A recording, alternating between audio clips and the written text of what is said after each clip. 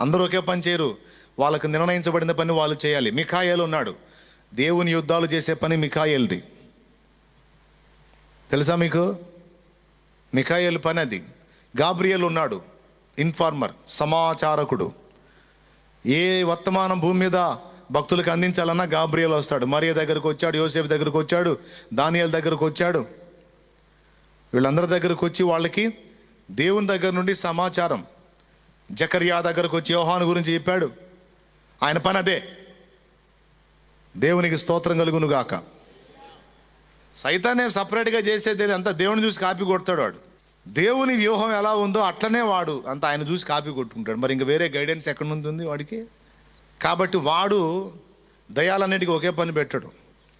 కాబట్టి సోదరి సోదరుడా, నీలో కలుగుతున్నటువంటి ఆలోచనలను బట్టి, నీ ప్రవర్తనలో ఉన్నటువంటి పరిస్థితులను బట్టి నువ్వు ఏ ఆత్మవశంలో ఉన్నావో నీకే అర్థమైంది. దేవుని ఆత్మవశంలో ఉంటే ఆ లక్షణాలు కనపడతాయి, ఈ దురాత్మల వశంలో ఉంటే ఈ లక్షణాలు కనపడతాయి. ఒకవేళ